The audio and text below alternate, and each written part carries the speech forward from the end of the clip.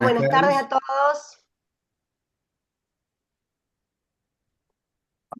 Hola, buenas tardes. ¿Qué tal? Buenas tardes. Hola. ¿Qué tal? ¿Qué tal? ¿Cómo están? Bueno, vamos esperando un momentito que ya estamos acomodándonos en este espacio virtual y en breves minutos vamos a dar inicio a nuestra reunión del día de hoy, ¿sí? Esperamos que terminen de ingresar los últimos que están pendientes y ya damos comienzo a esta nueva jornada, ¿sí? Sí. Así que ya, bueno, ya la gran mayoría ya están adentro, así que esperamos un par de minutos y ya podemos dar comienzo a la reunión del día de hoy. ¿Sí? Bueno, creo que sí, ya faltan muy pocos, faltan muy pocos más y ya empezamos. Bueno, perfecto. Entonces, a ver, esperamos, faltan un par de personas que están ingresando y ya damos inicio a la reunión del día de la fecha. ¿Sí? A ver, creo que se están demorando un poco los últimos, pero bueno, a ver, ya.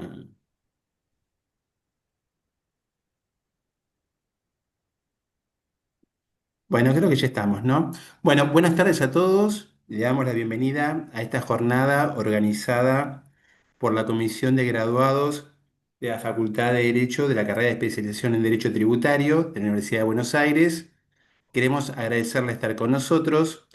Y, a ver, una situación que nos pasa siempre, a ver, y quizás corremos el riesgo de aburrir a las personas que siempre nos acompañan, pero notamos que siempre hay gente nueva que se suma y que se acerca a nosotros, es contarle un poco quiénes somos, ¿no? Nosotros somos de la Comisión de Graduados de la carrera de especialización en Derecho Tributario y actualmente que es maestría en Derecho Tributario de la Facultad de Derecho de la Universidad de Buenos Aires. Y en esa condición de graduados de esta carrera es que realizamos actividades de difusión del derecho tributario con toda la comunidad, con una comunidad que en un principio se limitaba a la facultad y que en los últimos tiempos, gracias precisamente a medios como Zoom, hemos empezado a agregar, digamos, otro tipo de comunicación distinta que veníamos realizando.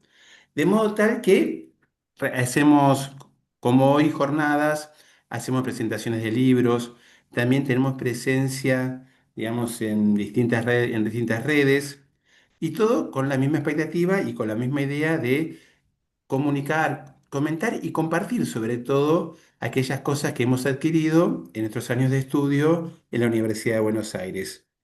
Y en ese marco es que vamos a realizar la charla de hoy. Charla en la cual, a ver, se componen dos temas que, digamos, auguran que va a ser una charla muy buena. En primer lugar, un tema muy interesante. El tema que vamos a analizar hoy es el de nuevas perspectivas acerca de la responsabilidad solidaria en materia tributaria. Y digamos que esa es la primera parte, digamos, un tema bueno. Y la segunda es un expositor que sepa, digamos, y que sea convincente. Y tenemos con nosotros al doctor Nicolás Ciafardini, el cual tenemos también el orgullo de que es egresado, digamos, de nuestra carrera. Nicolás es abogado, es graduado, como dijimos, en la carrera de especialización en Derecho Tributario y también es secretario letrado de la vocalía décima del Tribunal Fiscal de la Nación. Es decir, una persona con muchos conocimientos y muy formada. Así que, bueno, vamos a tener la enorme alegría de estar con él a lo largo de este momento en el que vamos a compartir sus conocimientos. ¿Sí? Bueno, Nicolás, si querés, ya podemos comenzar. Bueno, ante todo, muy buenas tardes para todos. Primero agradecer, obviamente, a Lucía y a Eduardo el espacio para poder desarrollar este tema. Eh, Venimos trabajando con ellos hace 4 años aproximadamente. Mensualmente publicábamos unos newsletters de jurisprudencia, si se dice, este, que la idea siempre fue tener los criterios de todo el país en todos los fallos que citábamos y obviamente atender lo que es el derecho tributario nacional, el derecho tributario provincial y también el municipal. Eh, la verdad que fue una experiencia muy gratificante y en el afán eh, del que hablaba Eduardo, de incluir nueva gente y de también tratar temáticas que sean novedosas y que les den un valor agregado a los profesionales, bueno, hoy decidimos realizar esta charla. Eh, Habiendo hecho el agradecimiento, como siempre, a Lucía y a Eduardo, también en el ámbito profesional, eh, tengo que agradecerle a mi vocal, a la doctora Edith Gómez, que siempre me da la posibilidad de desarrollarme laboralmente y poder eh, realizar este tipo de encuentros y obviamente al equipo de trabajo de la vocalía décima que siempre a partir del intercambio que tenemos me enriquece y me permite tener más conocimientos todavía. Eh, bueno, después de los avisos parroquiales pasamos al tema en cuestión. Voy a compartir pantalla, lo que básicamente les explico cuál es la modalidad que pensé que me parece que sí es la más apropiada. Va a ser una diapositiva, van a haber fallos. La idea fue en esta cuestión de las perspectivas eh, desarrollar fallos del último lustro, hay alguna que otra fuga por ahí.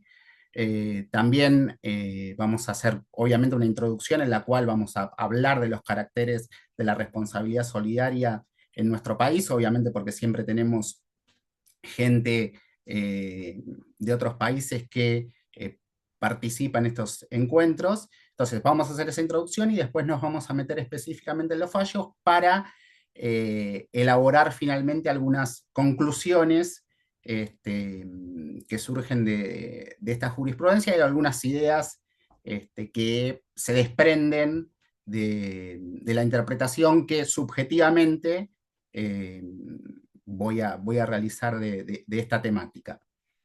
Eh, Ahora sí, paso a compartir la pantalla.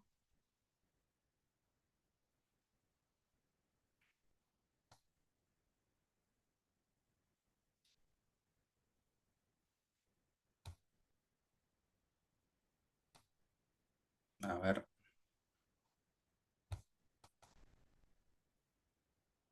si se ve bien. ¿Se está viendo? Mira, ahora sí se ve, Nico. Perfecto. Bueno, vamos arrancando entonces con esta temática de la responsabilidad solidaria.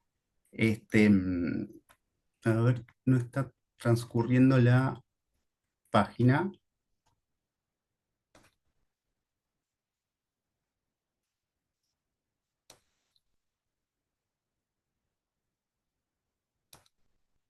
Un segundito que ya lo... Viste, no faltan estas cosas en Zoom, ¿eh? Sí, sí, ya.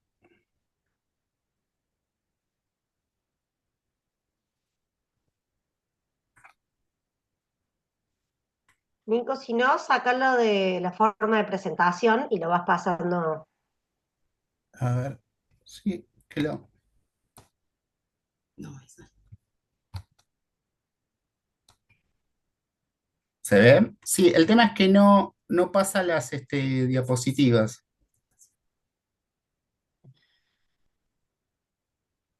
Y A ver, sácalo del modo presentación al PowerPoint.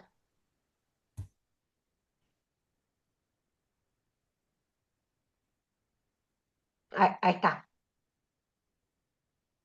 Diapositiva siguiente, como para ir pasándolos. Ahí vamos, a ver. sí, ahí está.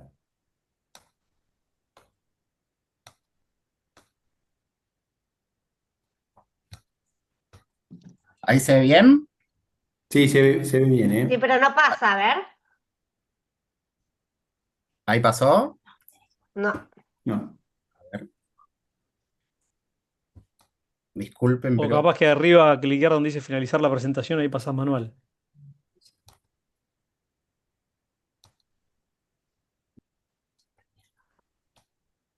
Ahí vamos otra vez, ¿eh? Dale. Estas cosas típicas se prueban 10 veces antes de entrar y Sí, sí, sí. Juro que lo probé. Sí, no, no, fue sí, garantizado la antes de 11, como entrar. decís, es la que se traba. Sí, sí, sí.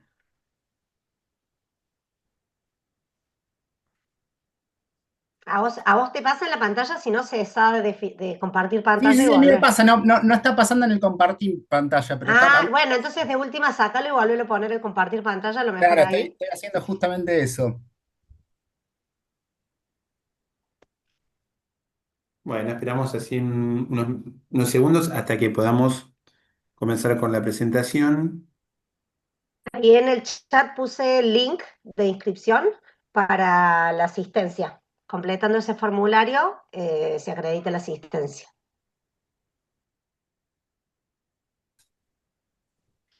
Lu, y también podríamos comentar sobre las próximas actividades que vamos a hacer, ¿no? Aprovechando este momento. Perfecto, bárbaro.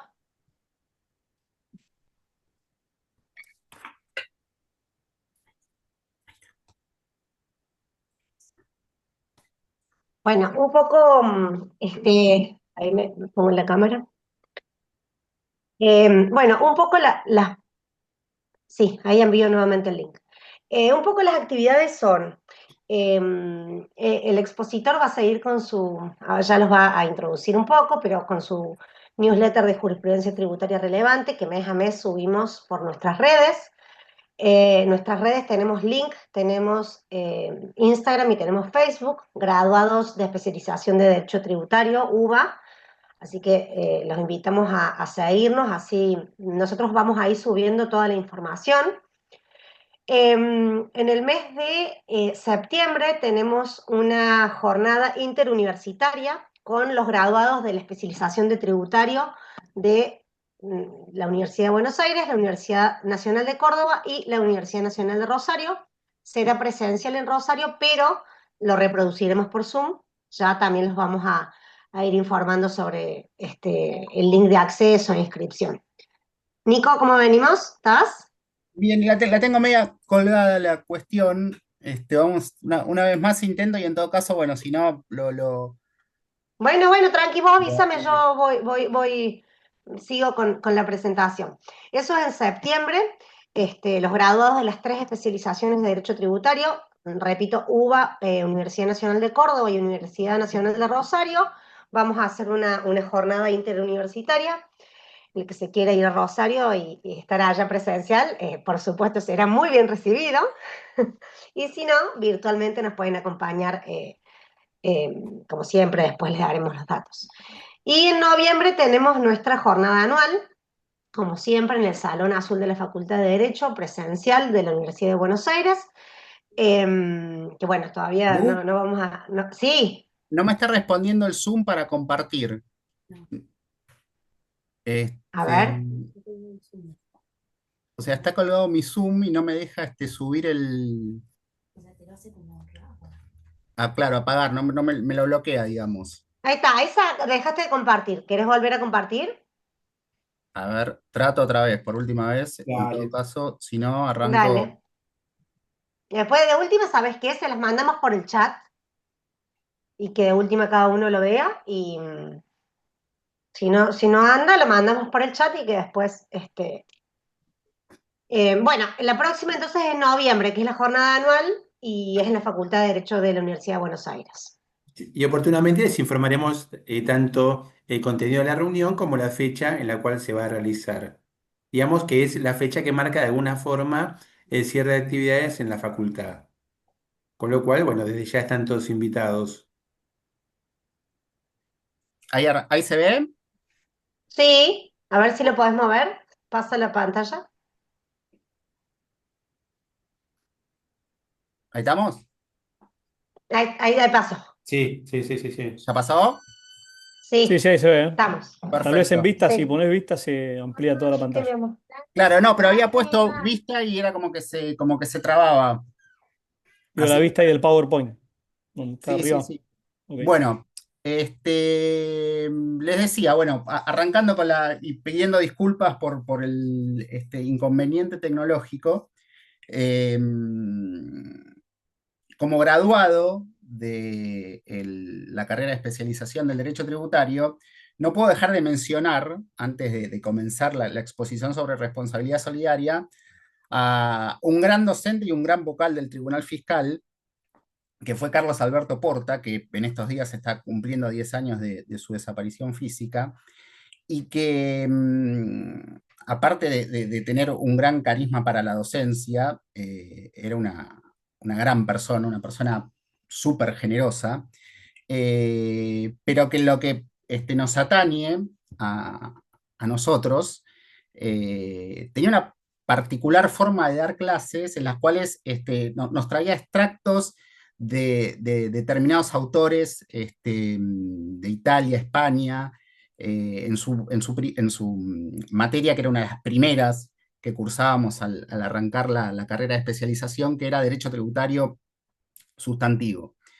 Entonces, a partir de esos extractos de artículos de Sainz de Bujanda, de Berliri, de Damati, bueno, de alguna forma íbamos los alumnos, algunos de los cuales están hoy compartiendo también este encuentro, íbamos construyendo estos conceptos vinculados a la relación jurídica tributaria, en la cual obviamente el sujeto pasivo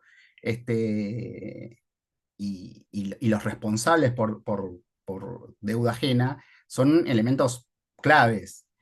Y bueno, vinculando con esto que contaba de Porta, Damati expresa que además del sujeto pasivo del impuesto, por excelencia el contribuyente, la ley tributaria muchas veces declara obligado al pago o también al cumplimiento de otros deberes fiscales a una persona diversa que puede denominarse responsable del impuesto.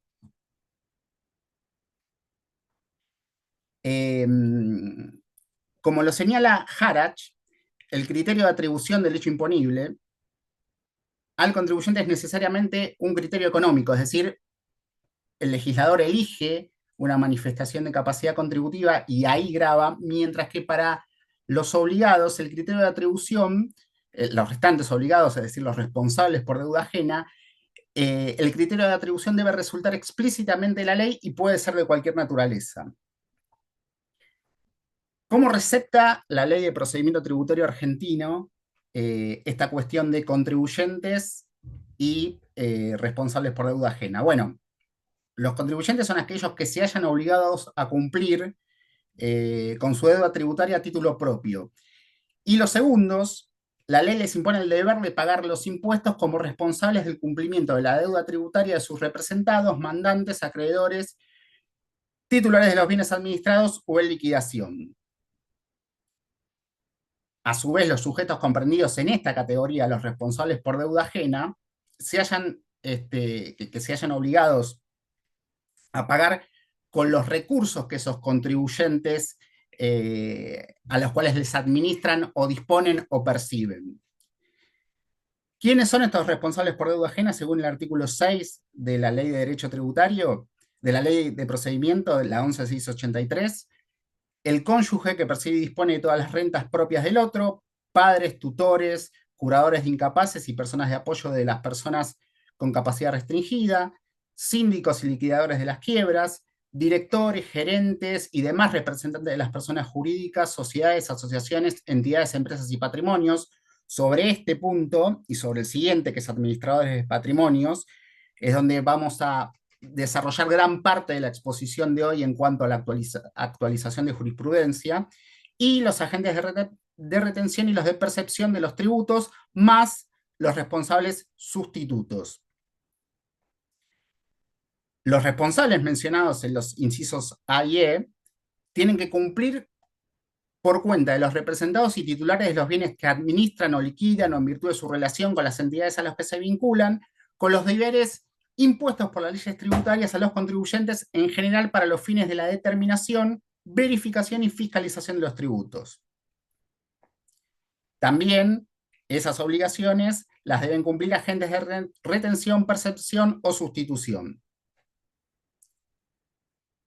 Y ahí es que arrancamos con el primer hito jurisprudencial en materia de responsabilidad solidaria, que es el fallo Monasterio da Silva Ernesto.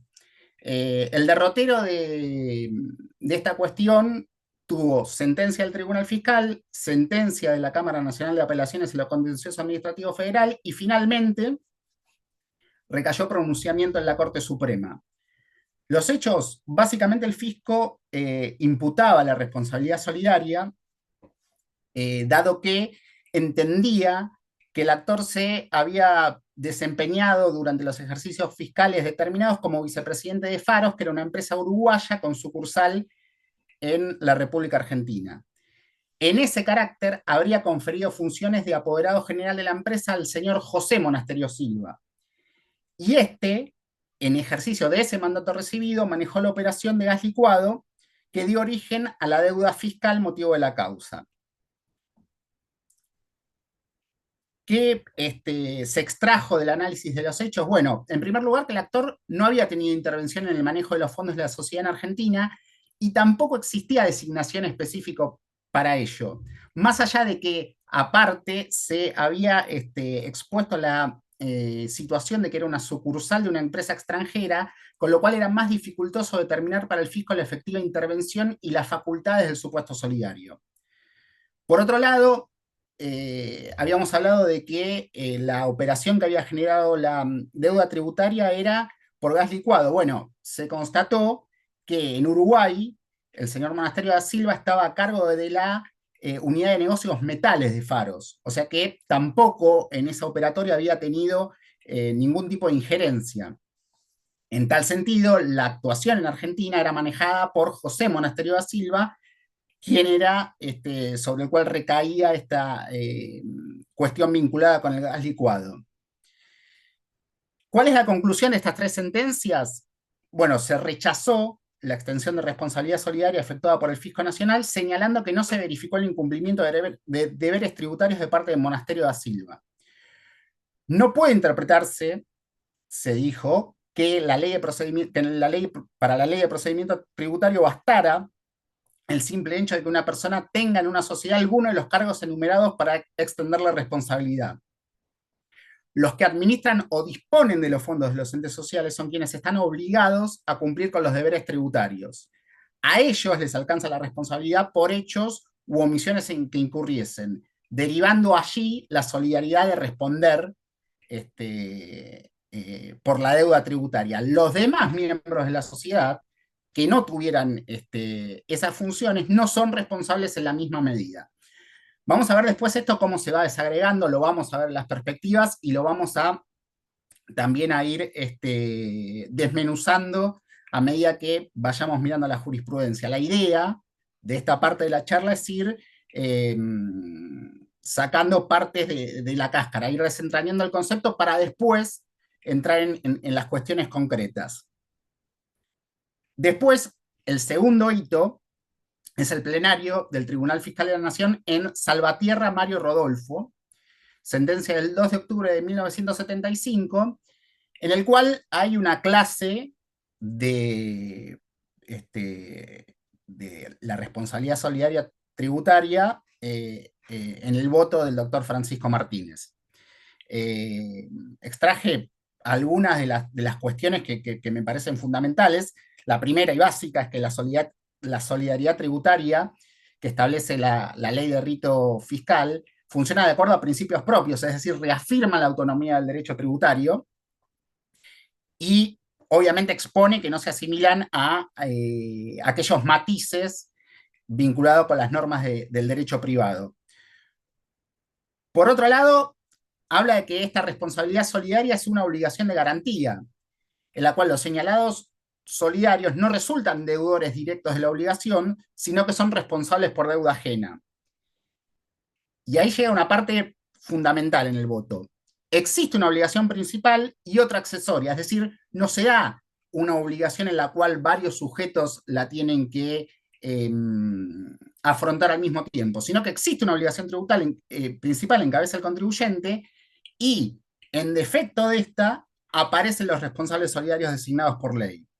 De tal modo, el acreedor, que es el Fisco Nacional, únicamente puede hacer valer los derechos siguiendo un orden preestablecido legalmente. Entonces, la responsabilidad solidaria tiene carácter subsidiario.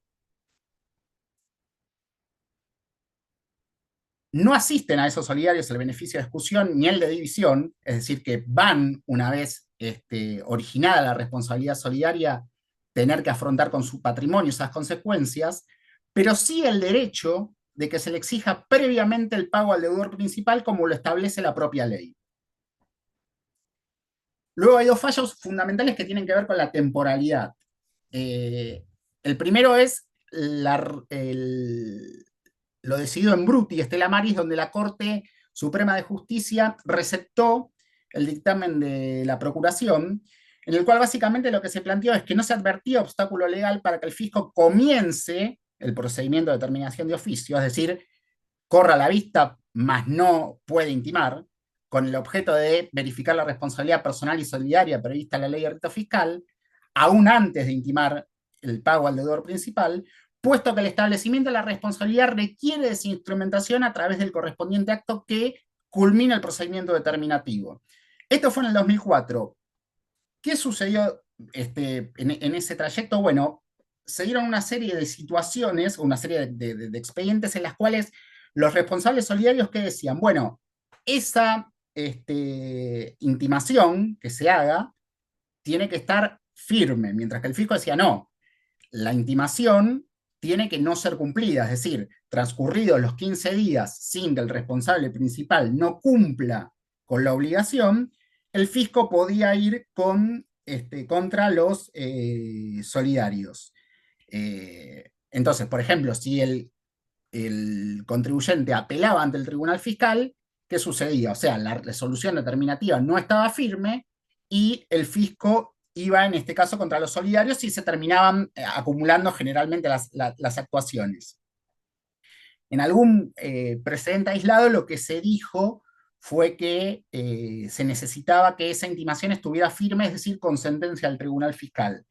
Pero tal cuestión se terminó zanjando en el caso Bozano, sentencia del 11 de febrero del 2014, en donde se dijo que no se requiere el carácter firme del acto de determinación del tributo al deudor principal, sino únicamente que se haya cursado a la intimación administrativa de pago, es decir, que el contribuyente tenga esa intimación y que haya transcurrido el plazo de 15 días previsto en el segundo párrafo del artículo 17 sin que tal intimación haya sido cumplida. Es decir, o sin que se haya pagado el impuesto o puede haberse interpuesto un recurso que suspenda la obligación. Pero básicamente lo que definió es que no se necesitaba el carácter de firme de esa resolución. El fisco, una vez transcurridos esos 15 días sin haberse abonado la deuda tributaria resultante de la determinación de oficio, podía ir contra el responsable solidario.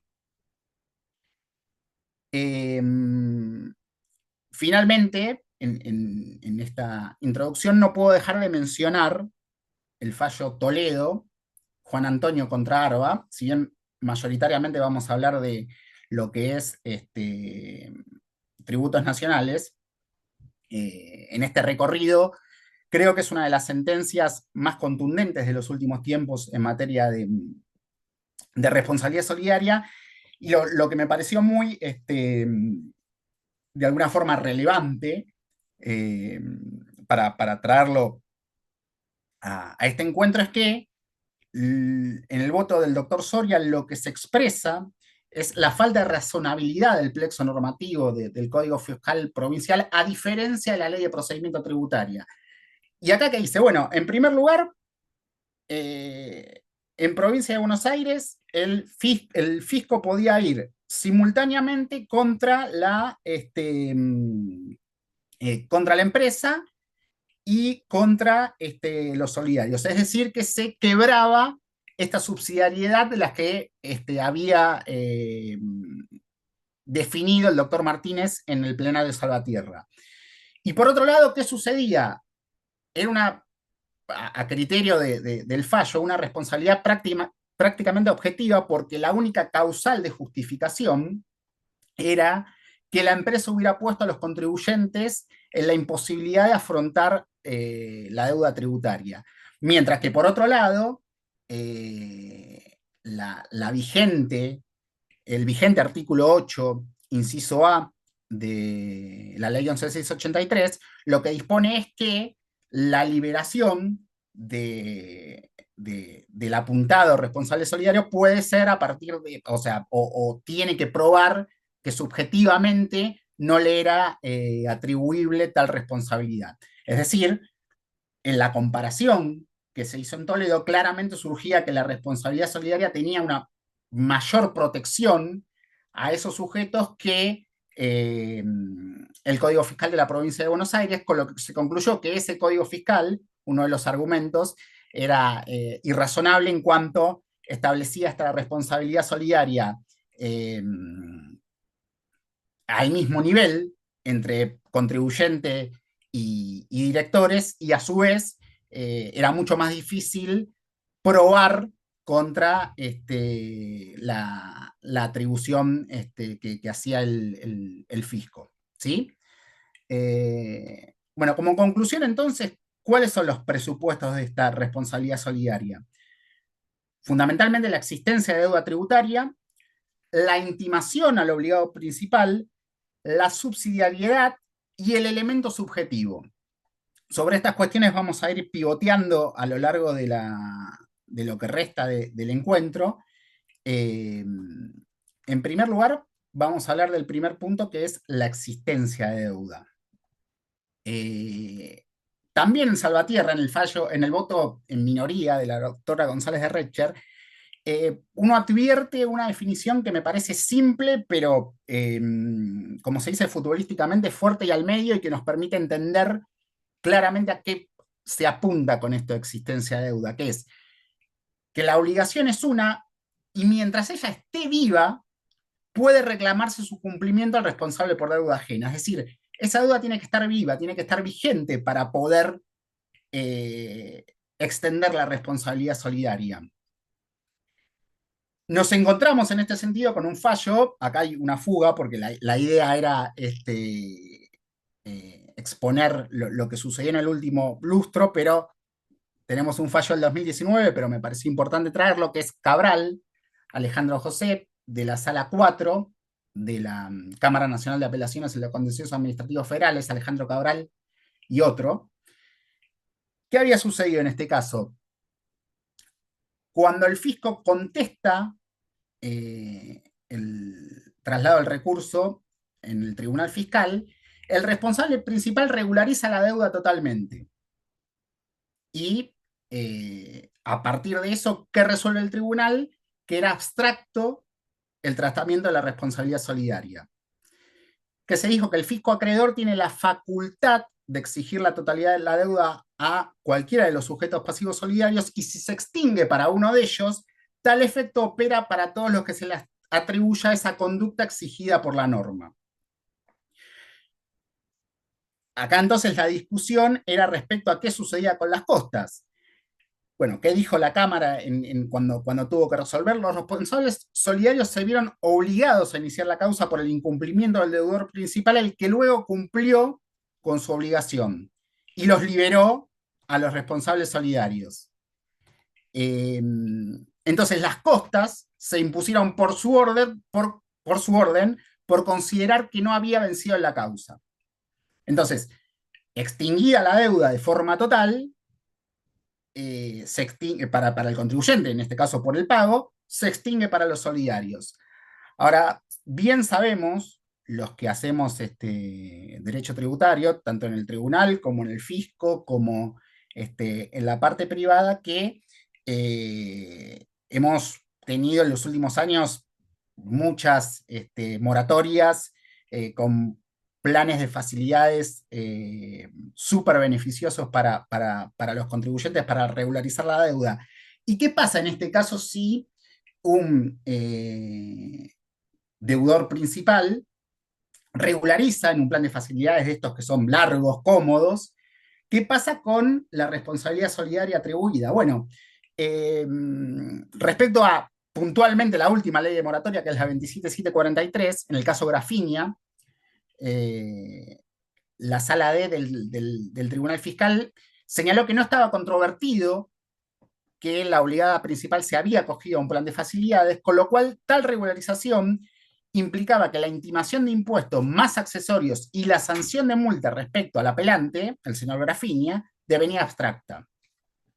Es decir, que esa regularización y esa voluntad de cumplir de parte, de la parte del contribuyente, del deudor principal, el contribuyente, con un plan de facilidades de pagos en la cual algunos hablan de una innovación, en la cual asume este reconocimiento de deuda, libera al solidario en virtud básicamente de el principio de que lo principal, valga la redundancia, arrastra lo accesorio. Con otra ley de moratoria, con la 27260, la Sala 1 de la Cámara Nacional de Apelaciones en el Contencioso Administrativo Federal, utilizando el mismo criterio, señaló que el hecho de que la deuda fiscal fue cancelada por la obligada principal en otro proceso, y con esto el deudor solidario fue liberado de su responsabilidad ante el Fisco Nacional, configuró para el fallo una causal suficiente y razonable para el apartamiento del principio objetivo de la derrota de la distribución de costas. Entonces, ¿cómo es esto? Vamos a suponer que hay un expediente que se genera por un responsable solidario. El principal se adhiere a un plan de facilidades de pago. El criterio mayoritario es que esa adhesión conlleva que el recurso del solidario devenga abstracto y obviamente arrastre todo lo que es la intimación por impuesto, intereses y sanción. Eso ya pasa a resultar, obviamente no resulta necesario ser evaluado por el tribunal, y las costas, en virtud de que no hay vencido, porque el solidario en definitiva no pudo o no se atendieron las defensas del responsable solidario para ser eximido de sanción, ni tampoco se confirma el criterio del fisco, se entiende que no hay vencido, entonces las costas se imponen por su orden. En el último apartado de lo que hablábamos de la deuda viva, me pareció muy interesante el fallo Buenahora Andrea Cristina, de la Sala 5, del 29 de abril del corriente año, en la cual se había resuelto que por algunos impuestos y periodos fiscales la recurrente era responsable solidaria, pero existió un planteo subsidiario en el cual la apelante lo que señaló era que no le eran exigibles los anticipos del impuesto a las ganancias y sus intereses. ¿Qué dijo la Cámara? Bueno, admitió el planteo referido a que no eran exigibles los anticipos del impuesto a las ganancias, porque lo que dijo es que básicamente se metió en la naturaleza de los anticipos y dijo que había cesado la función que estos cumplían en el sistema tributario como pago a cuenta del impuesto, para dar lugar al nacimiento de el derecho del fisco a percibir el gravamen de forma íntegra. Ahora, respecto a los intereses, no admitió el planteo, no admitió la defensa, y lo que dijo es que la finalización del periodo fiscal carecía de virtualidad para modificar los efectos derivados del incumplimiento del pago de anticipos a su vencimiento. Es decir, resolvió que era solidario por los intereses, pero no por los anticipos.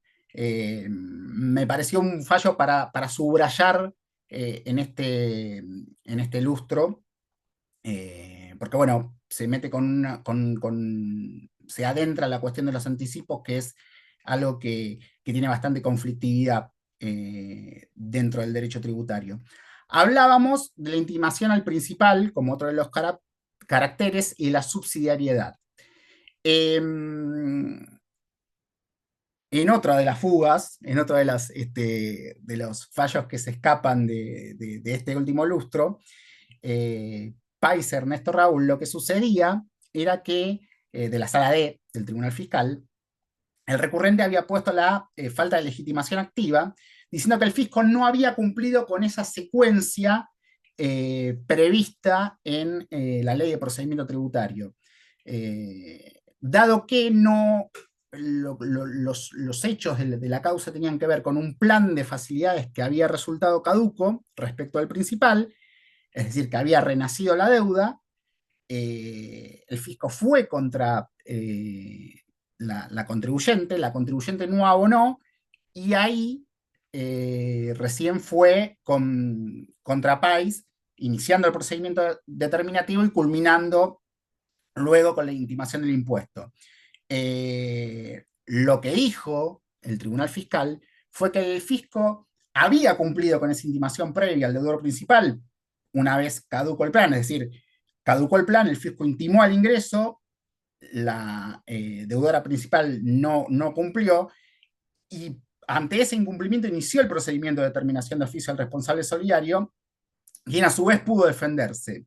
Entonces, ese proceder resultó ajustado a derecho y se rechazó la excepción. Básicamente, lo que me parece primario destacar es que la intimación administrativa al principal, de la que hablábamos como característica, no solamente puede estar dada por un acto determinativo, sino que puede estar dado por este tipo de actos en los cuales se eh,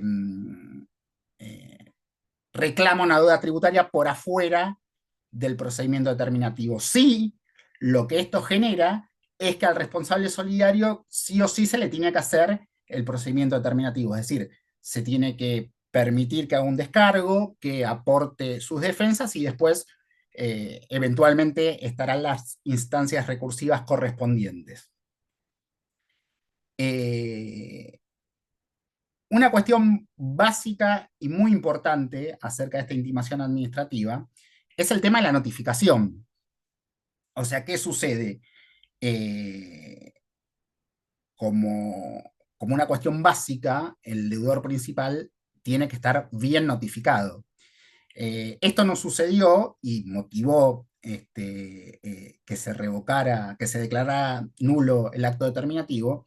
En Bekenstein, Miguel Ángel, sentencia de la Sala 5 de la Cámara Nacional de Apelaciones en lo Contencioso Administrativo Federal, también una sentencia bastante reciente del 5 de diciembre del 2024. Básicamente, a Bekenstein se le había extendido la responsabilidad solidaria derivada de una UTE, pero a esa UTE no se la había notificado en el domicilio fiscal constituido. Entonces, al no estar notificada debidamente, se entendió que el requisito previo de intimación no estaba cumplido y por lo tanto no había podido esta deudora principal ejercer su derecho de defensa. Por lo tanto, todo lo que venía después respecto a la extensión de responsabilidad solidaria no era válido. Distinto criterio fue el que se tomó el López Juan Carlos, sentencia del 25 de febrero del 2022 de la Sala D del Tribunal. Acá claramente existía una diferencia en los hechos. ¿Qué sucedía? El recorrente también había cuestionado la notificación al principal porque el presidente de la sociedad estaba preso al momento de que se iniciara el procedimiento determinativo, por lo cual estaba detenido, por lo tanto no había podido ejercer su derecho de defensa. ¿Qué hizo primero el tribunal? Evaluó la Sala D que la parte actora no cuestionaba el medio de notificación, sino la imposibilidad de la empresa de tomar conocimiento. O sea, el agravio estaba enderezado a esa cuestión. Lo que planteaba López es, la empresa no tomó conocimiento de este procedimiento determinativo porque el presidente estaba detenido. ¿Qué se concluyó? Bueno, se convalidó el criterio del fisco basado en que la obligada principal no era una empresa unipersonal, sino una sociedad anónima, y ante la imposibilidad del presidente, otros integrantes podrían haber asumido debidamente su defensa, desde representantes legales o autorizados ante el fisco. Este fallo no fue apelado porque el contribuyente terminó regularizándolo en el marco de la ley 27.541 y modificatorias.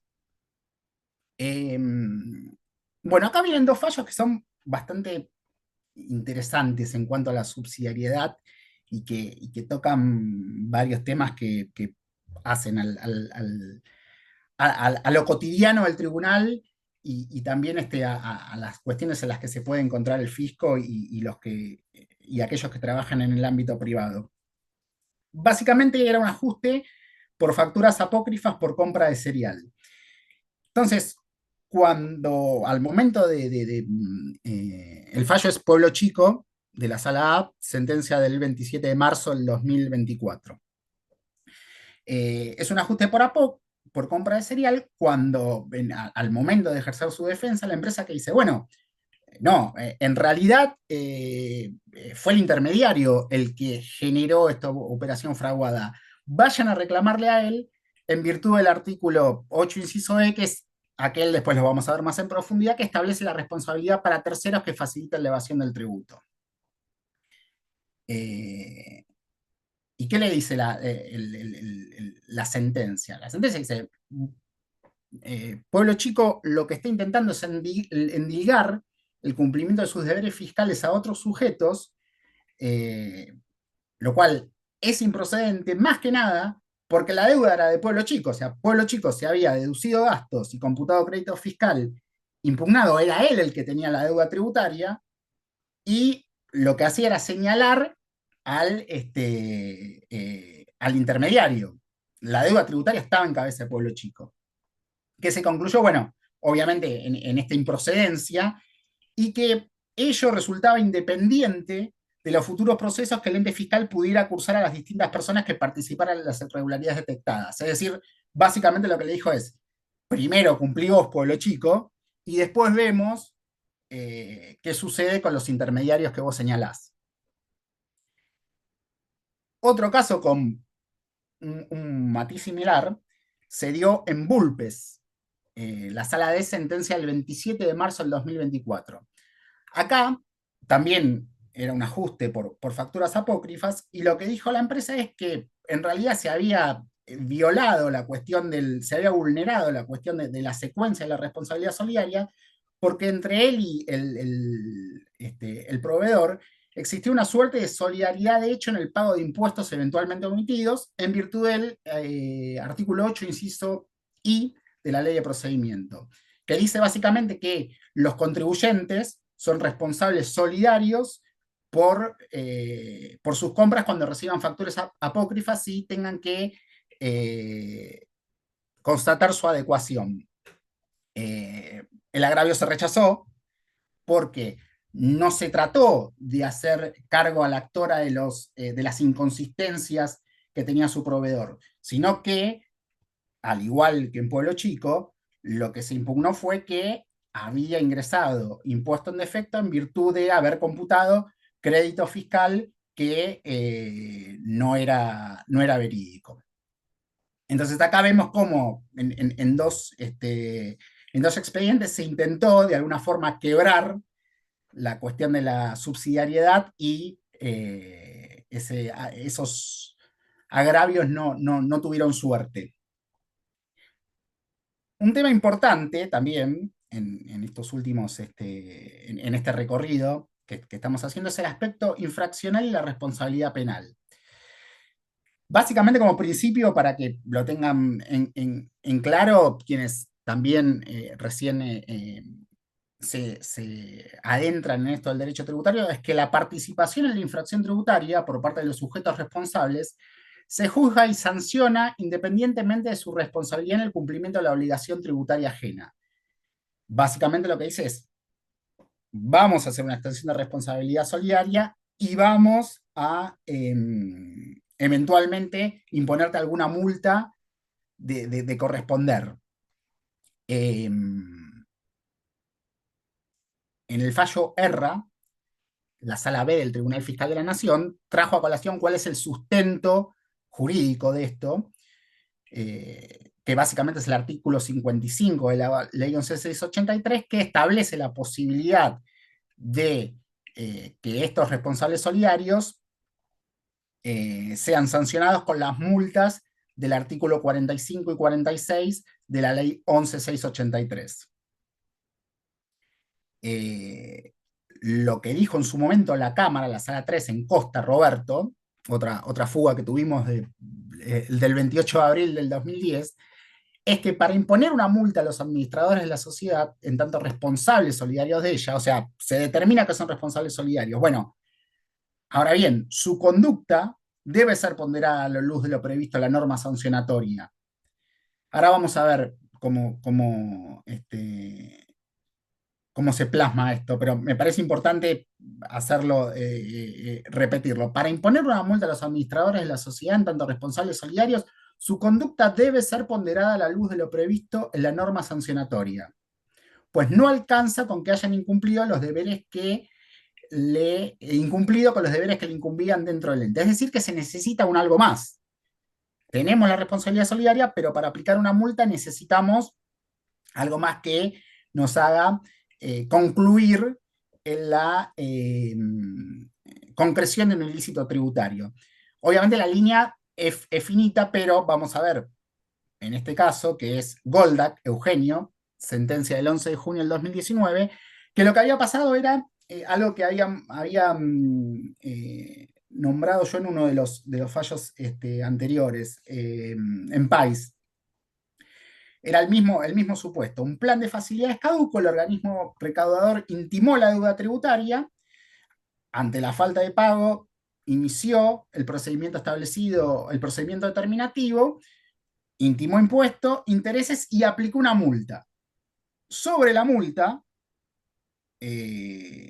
la Sala 1 de la Cámara Nacional de Apelaciones, confirmando el criterio de la Sala C del Tribunal Fiscal, expuso que la acción típica no se encuadraba en el artículo 45 porque no había ni falta de presentación de declaraciones juradas, ni tampoco había presentación de declaraciones juradas inexactas, que es el aspecto objetivo del artículo 45. Es decir, que se confirmó lo que tiene que ver con impuesto, con la extensión de responsabilidad y que el señor Goldac tuviera que afrontar el pago de impuestos e intereses, pero el aspecto sancionatorio se revocó en tanto y en cuanto no se concretaba el tipo penal requerido en el artículo 45 de la Ley de Procedimiento Tributario.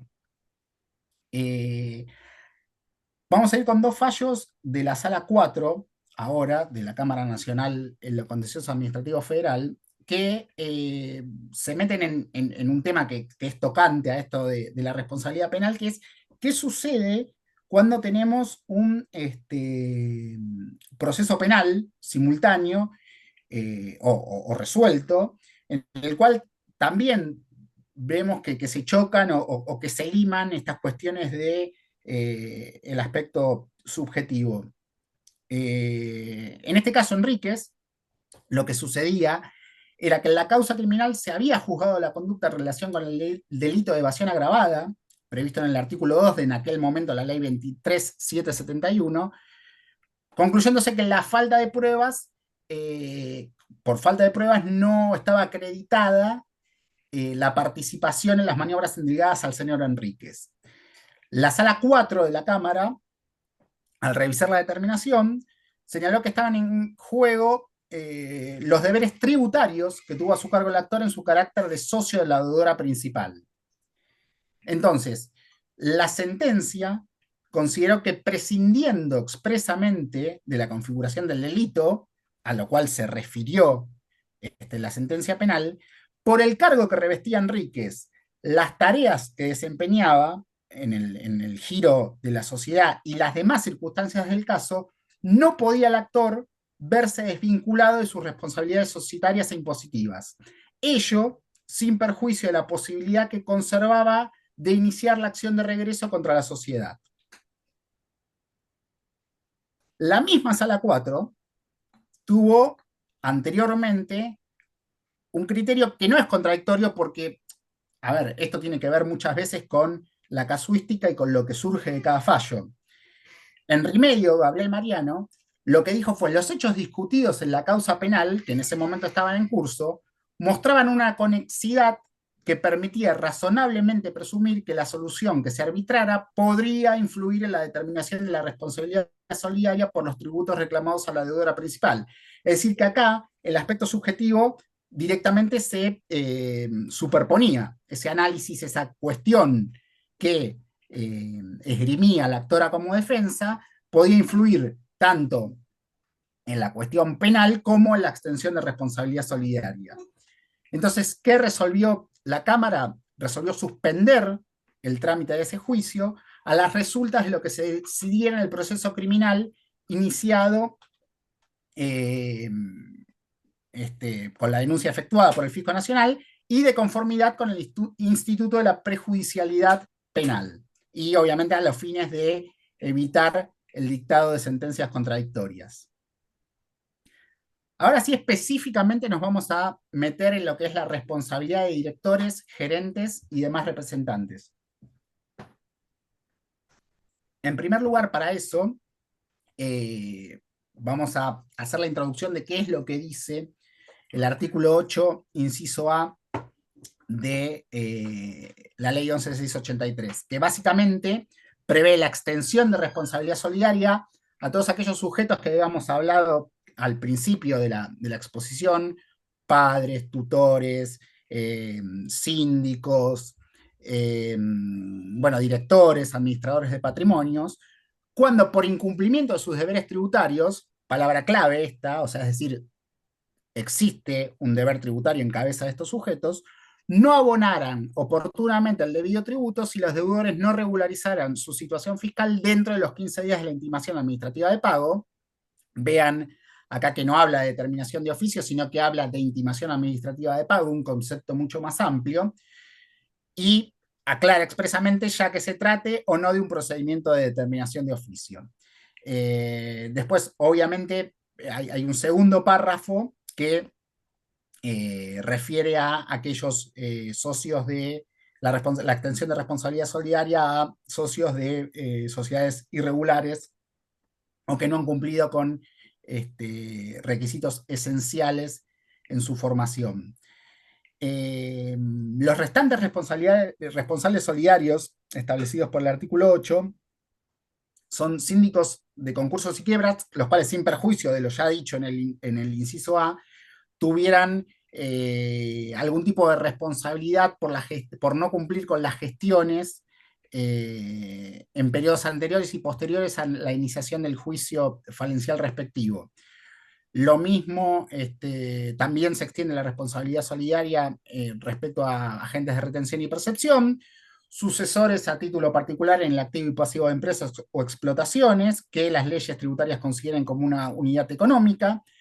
Ya lo vimos cuando hablábamos del fallo Bulpes: contribuyentes que por sus compras o locaciones reciban facturas o documentos equivalentes, apócrifos o no autorizados, y estuvieran obligados a constatar su adecuación.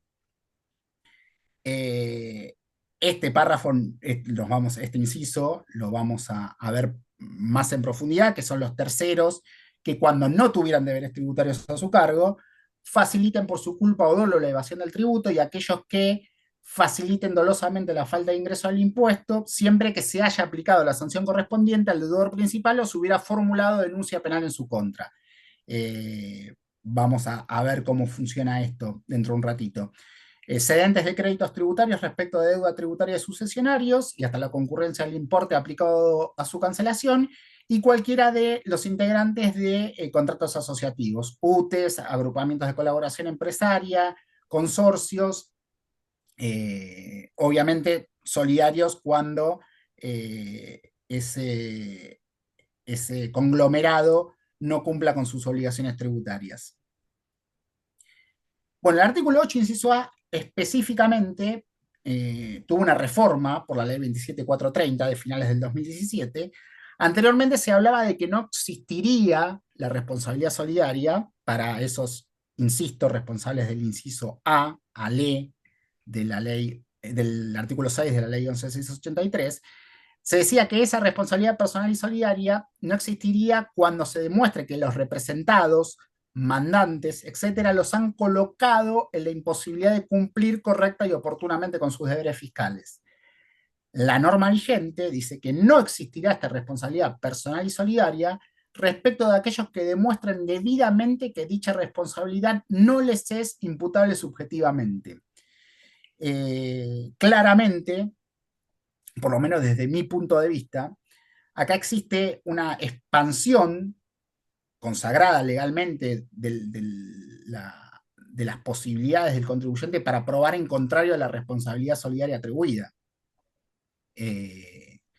cuando antes, como incluso lo había dicho también el fallo Toledo de la Suprema Corte de la Provincia de Buenos Aires, esta situación de colocar la imposibilidad de cumplir correcta y oportunamente con sus deberes fiscales es mucho más restrictiva. Esto sin perjuicio de el elemento subjetivo que había sido analizado en Monasterio Silva, ¿no? Pero esta reforma de la ley, entiendo yo que extiende las posibilidades de los responsables solidarios de probar en contrario respecto a la extensión atribuida. Bueno, los presupuestos de esta responsabilidad solidaria: que el deudor no cumpla con la intimación administrativa previa, que el responsable haya omitido el cumplimiento de sus deberes tributarios, clave, y que dicho incumplimiento sea imputable a título de dolo o culpa. En Castricini, Milce Anabel, perdón, en lo que es respecto a directores y representantes de sociedades, lo que se ha dicho es que la imputación recae en aquellos que administren o dispongan de esos bienes sociales y en razón de tratarse de un incumplimiento de índole tributario ocurrido en ocasión de desempeñar esa función, ello supone una responsabilidad subjetiva. Es decir, que por el mero hecho de tener de esa administración o esa disposición de bienes sociales, ya hay una presunción de que esta responsabilidad solidaria atribuida por el incumplimiento del principal es viable. Y esto lo completa el análisis que se hizo en Chiapara, Héctor Hernán, en la cual la Sala B del Tribunal Fiscal, por sentencia del 1 de marzo del 2024, dijo que corresponde a los responsables solidarios aportar la prueba irrefutable para desvirtuar desde el plano de la imputación subjetiva este principio de responsabilidad e incumbencia que viene dado por la posesión de los cargos y su actuación concreta y específica en el seno de las sociedades. Es decir, que claramente, dada la circunstancia de estar en un cargo social, debe ser el contribuyente el que tiene que probar que esa responsabilidad solidaria no le es atribuible desde el plano subjetivo. ¿Cuál es uno de los, por excelencia, agravios que se ven en el tribunal respecto a la exhibición que pretenden que se pretende de los responsables solidarios, ya sea con el antiguo texto legal como en el actual? Lo que se plantea básicamente tiene que ver con una situación de insolvencia de la deudora principal, traducido esto en una mera insolvencia, en un concurso preventivo o en una quiebra. La Corte Suprema sentó como criterio en Molina, Héctor, sentencia del 1 de noviembre del 2011, que era una empresa que estaba concursada en los periodos enero de 1993 a agosto de 1994, y lo que se dijo es que conforme la ley de concursos y quiebras, el concursado conservaba la administración de su patrimonio bajo la vigilancia del síndico.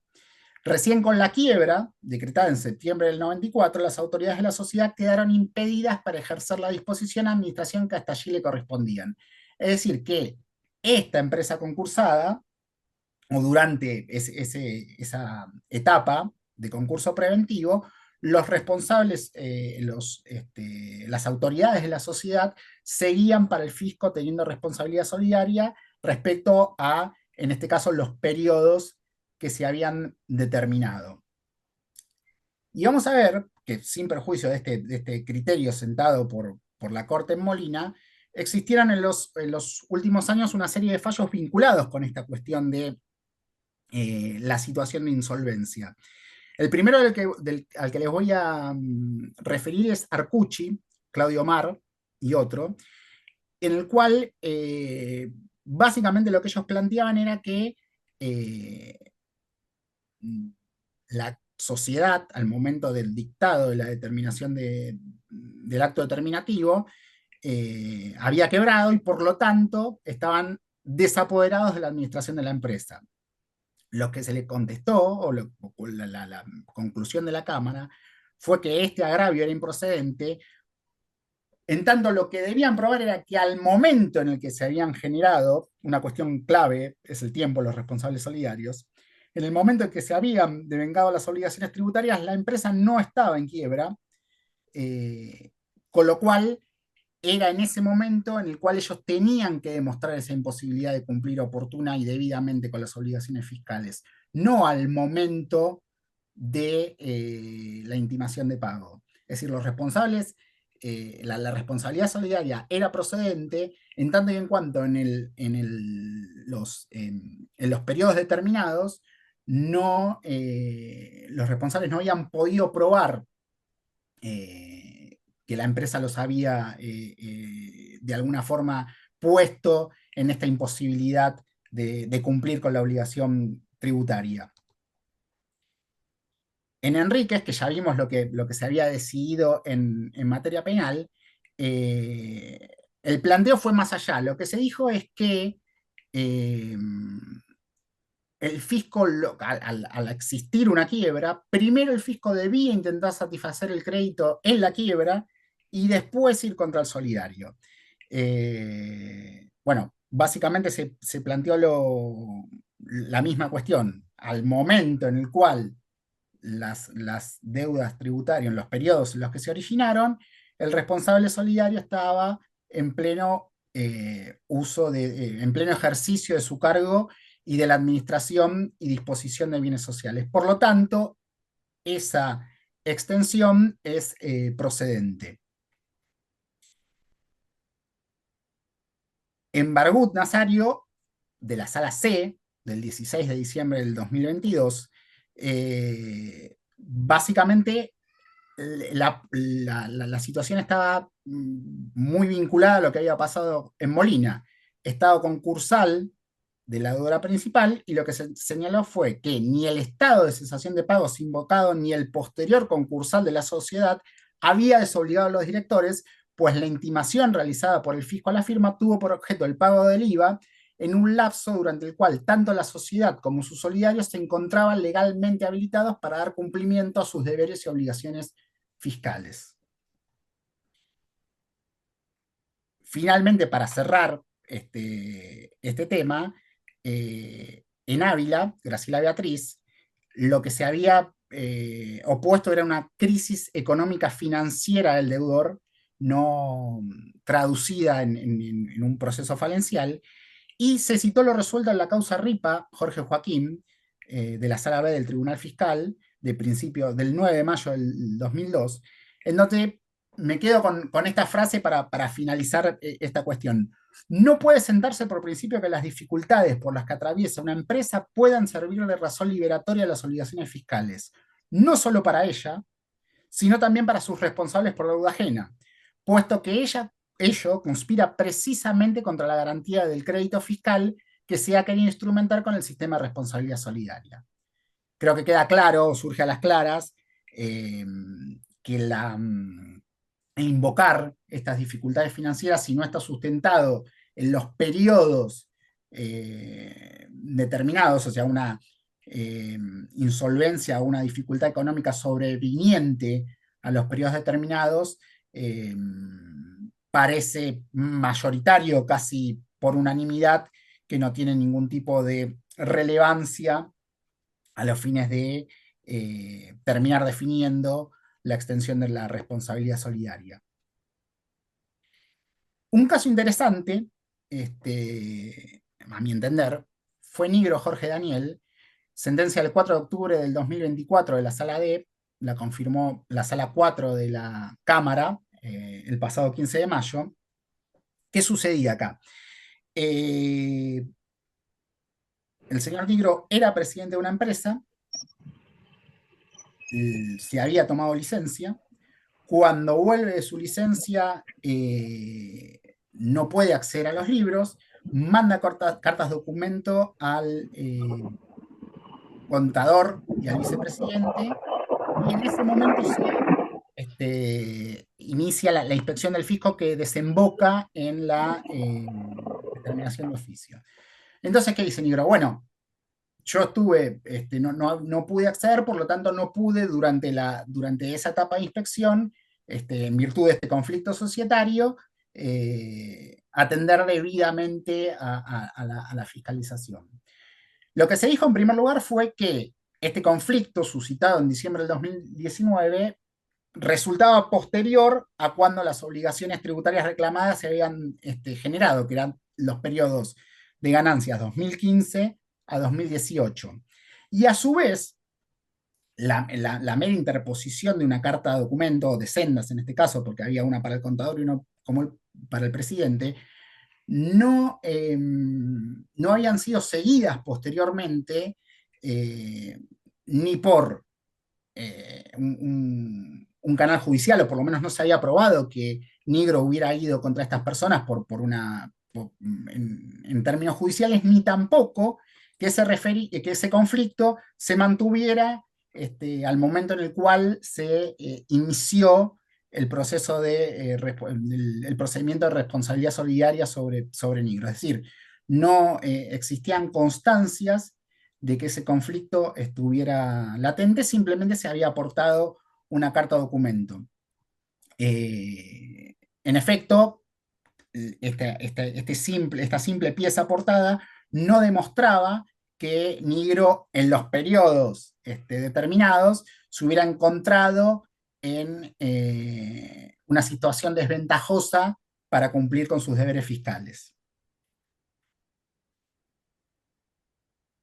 Acá vamos a uno de los fallos particularmente que a mí me parecen más cerraditos de los que voy a hablar, y que sienta una doctrina que la verdad que es un fallo que me gusta mucho, es uno de los mejores en materia de responsabilidad solidaria que he leído, que es Colucci, Ariel Alejandro, sentencia del 28 de marzo del 2023.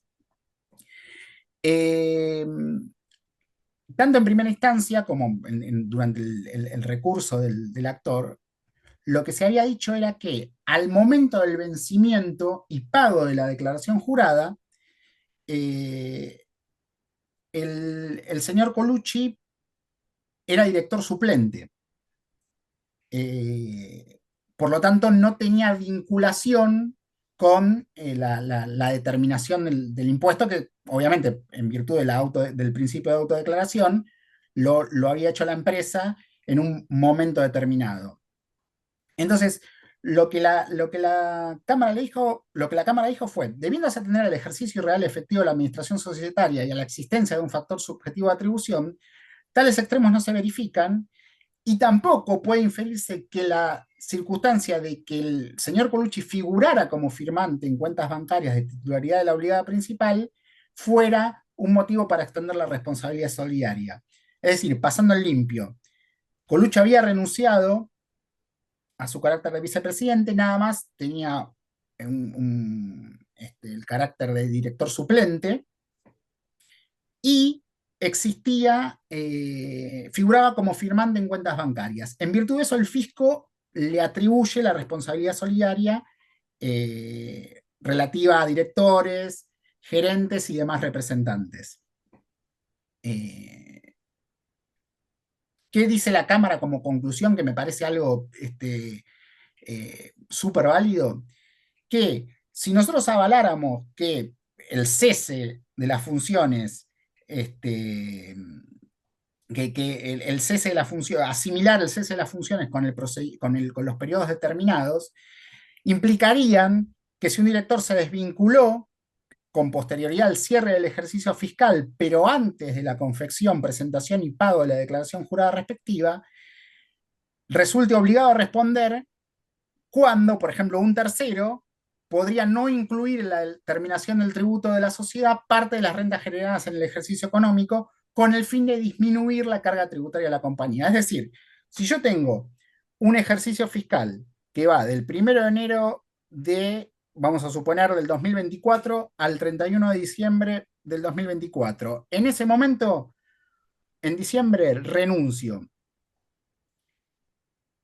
por lo cual no me encargo de la presentación de la declaración jurada, no pueden la cuestión, el ingreso en defecto fiscal se da a partir de la presentación de la declaración jurada, es decir, que al momento de esa exteriorización de la realidad impositiva, en este caso el señor Colucci no tenía ningún tipo de injerencia, ya había renunciado a su participación en la sociedad, por lo menos de forma activa. Entonces, no puede de alguna forma extenderse para atrás o ir para atrás esa extensión de responsabilidad con un sujeto que no participó en la determinación del impuesto a ingresar. Al revés de esto, en Samit, José Alberto, sentencia de la Sala D del Tribunal Fiscal del 17 de marzo del 2023, lo que había sucedido era que él decía que en los periodos diciembre y enero del 2016 de IVA, él no ejercía la presidencia de la sociedad principal. La realidad es que las presentaciones de las declaraciones juradas sí habían sido durante su mandato. Es decir, al revés de lo de Colucci. Él no estaba cuando el ejercicio comercial se había cerrado, pero sí había exteriorizado la realidad impositiva en esos periodos. Con lo cual se extendió la responsabilidad solidaria entendiendo que él tenía una responsabilidad subjetiva al haber declarado en defecto el tributo. En Castro, Héctor Claudio, sentencia del 3 de abril del 2025, surge un elemento clave que me parece muy importante en lo que tiene que ver con estas cuestiones de cómo se manejan muchas veces las sociedades o las empresas en términos informales.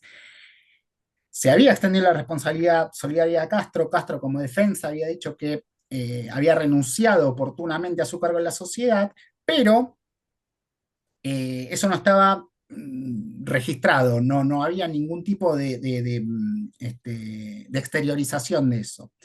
Entonces el fisco lo que dijo fue que no se había cumplido con el artículo 60 de la ley de las sociedades de la ley de sociedades comerciales, en cuanto prescribe que toda designación o sociedad de administradores debe ser inscrita en los registros correspondientes e incorporada al respectivo legajo de la sociedad.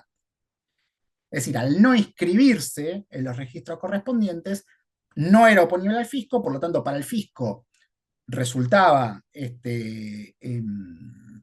tenía un cargo en la sociedad, y entonces correspondía a la extensión de responsabilidad solidaria. Con lo cual me parece un elemento clave esto de la formalidad de las sociedades al momento de registrar renuncias y demás cuestiones. Algo parecido sucede en Santa Cruz, Julio Eduardo, donde lo que se expresó fue que la renuncia al directorio por parte del actor carecía de virtualidad, en tanto esas actas que se individualizaban no formaban parte de los libros societarios.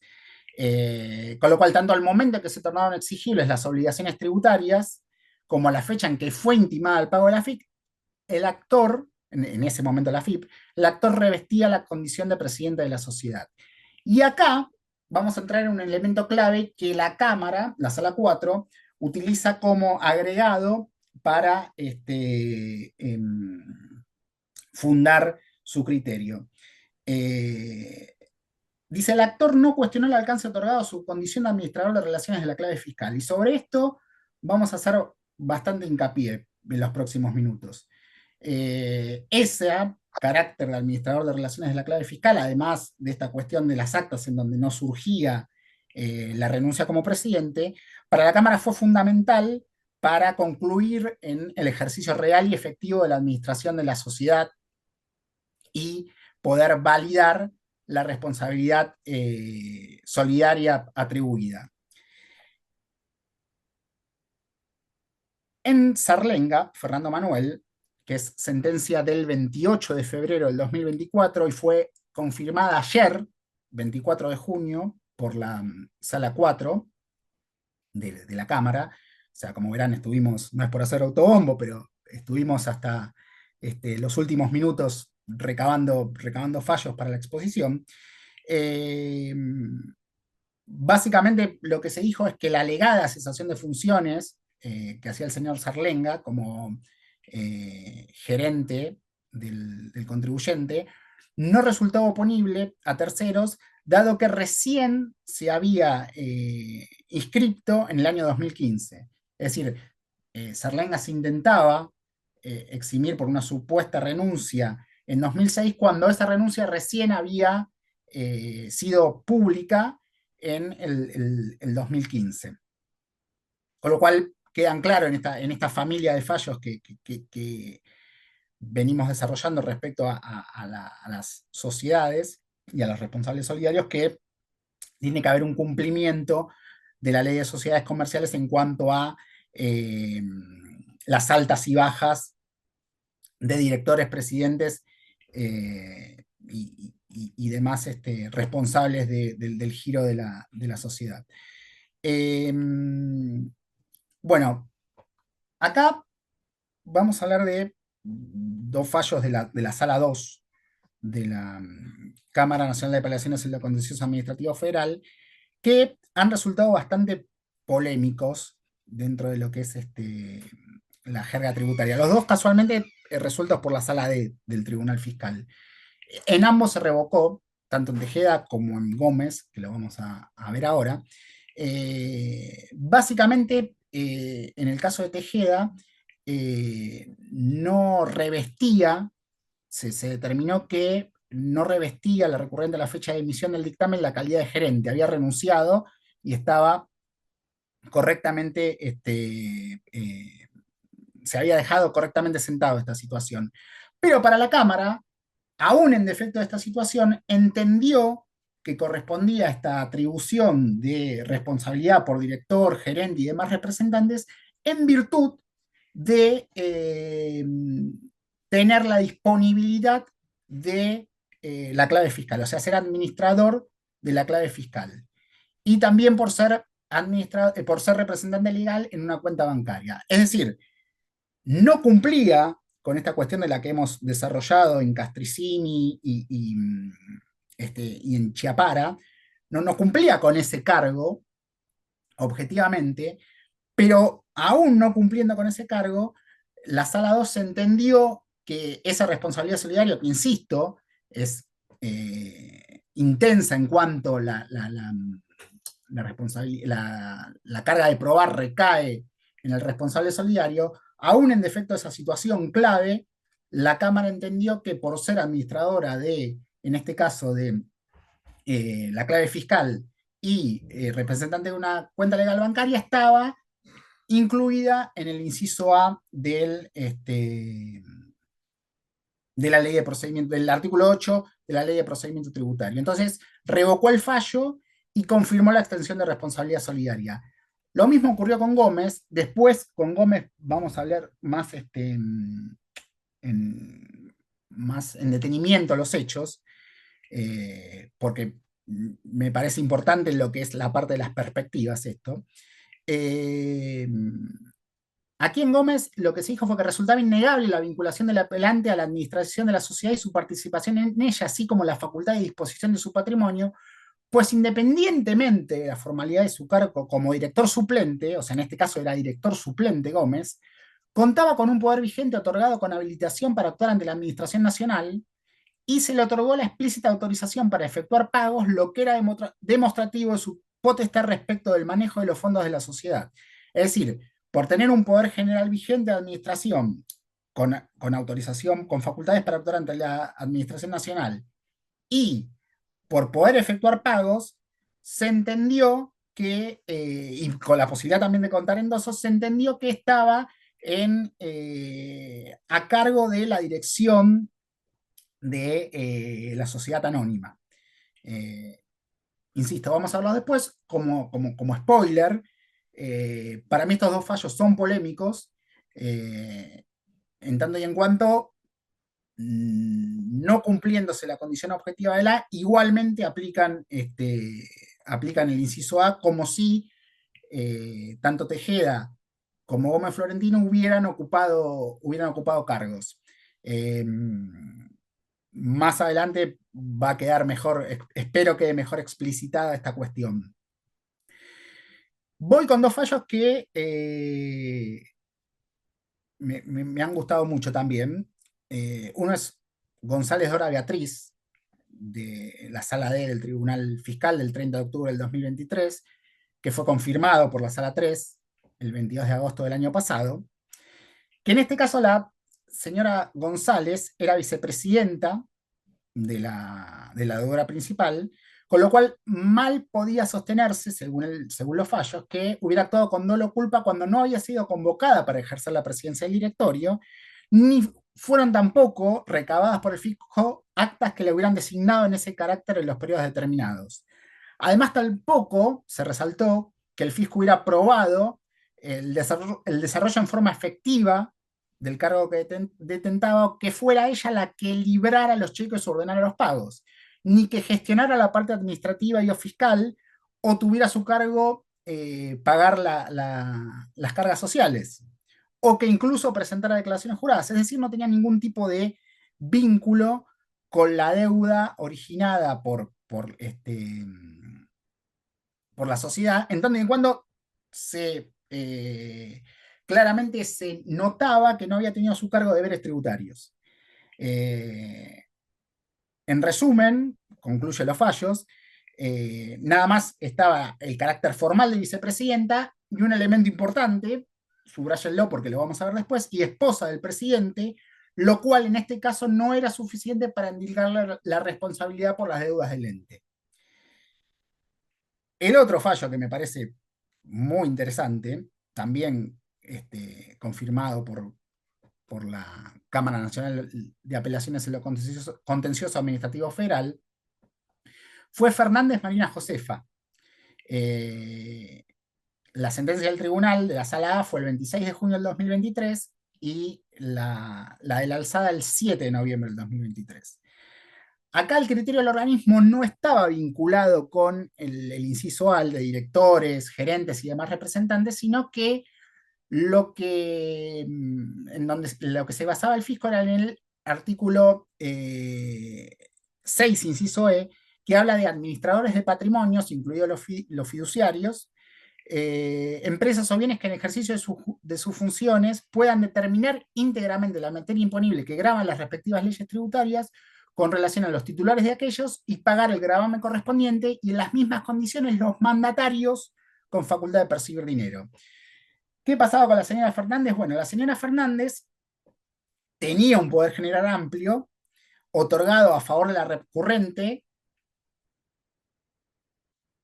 que también alcanzaba a su marido, y había sido concedido por el deudor principal, que era una persona física. Ese poder concedido por una persona física, insisto, que era el deudor, lo que suponía era, en una de las unidades de negocios de esta persona física, representarlo en negocios y asuntos, y a su vez también había suscrito aperturas de cuenta en bancos a favor de esta persona física, firmado cheques, y respecto a la unidad de negocios tenía registrada la titularidad de la marca. ¿Qué concluyó el fallo de la Sala A, posteriormente confirmado? Que el poder analizado por el acto determinativo, más la suscripción de apertura de cuentas bancarias y la titularidad del registro de marcas, resultaron insuficientes para tener por acreditado el efectivo ejercicio de funciones vinculadas con la liquidación de los tributos por parte de la recurrente. Básicamente, en los términos del artículo 8, inciso A, no tenía deberes tributarios, no se había probado ese nexo con los deberes tributarios que sí o sí requiere el artículo 8, inciso A. Por ende, estas circunstancias no eran hábiles para incluir a la recurrente dentro de los responsables enumerados en el inciso E del artículo 6, porque no se verificó injerencia alguna en cuestiones impositivas. Ahora nos vamos a meter con los terceros. Y terminamos con esto para meternos en el tema de las perspectivas. El anterior texto legal hablaba de los terceros que, aun cuando no tuvieran deberes tributarios a su cargo, faciliten por su culpa o dolo la evasión del tributo. palabras clave, frase clave, faciliten por su culpa o dolo la evasión del tributo. Es decir, que extraemos de esto que tiene que estar constatada la evasión del tributo. En una mejor redacción, la ley 27430 siguió otorgándole esta responsabilidad solidaria a terceros y a aquellos que faciliten dolosamente la falta de ingreso en el impuesto, siempre que se haya aplicado la sanción correspondiente al deudor principal o se hubiera formulado denuncia penal en su contra. Esta responsabilidad comprende a todos aquellos que posibiliten, faciliten, promuevan, organicen o de cualquier manera presten colaboración a tales fines. ¿Por qué se incluyó esta cuestión de que existiera una sanción al deudor principal, obviamente en términos de evasión, o se hubiera formulado denuncia penal en su contra? Básicamente porque existieron dos sentencias de la Corte Suprema en un corto lapso, la primera Méndez, sentencia del 26 de marzo del 2014, que dijo que resultaba improcedente esta determinación de responsabilidad solidaria efectuada por el Fisco Nacional en carácter de tercero, ya que surgía que aún no había sido juzgada la conducta infraccional de los contribuyentes, es decir, no estaba determinada esta evasión de la que hablaba el artículo aún no reformado. No estaba demostrado que el principal hubiera evadido el tributo, porque no había sido en definitiva ventilada esta cuestión. Toda vez que obviamente la causa penal seguía en trámite. Es decir, no estaba ese aspecto doloso perfeccionado para ir a extenderle la responsabilidad a un tercero. Al poquito tiempo, la Corte dictó sentencia al Lavesari, José Luis, el 8 de abril del 2014, donde expresamente dijo que para fundar la responsabilidad atribuida, además de haber determinado el impuesto al deudor principal, el fisco debía demostrar que respecto de este tuvo lugar una evasión del tributo, plasmado ello en una resolución sancionatoria y que el tercero, por su culpa o dolo, la haya facilitado.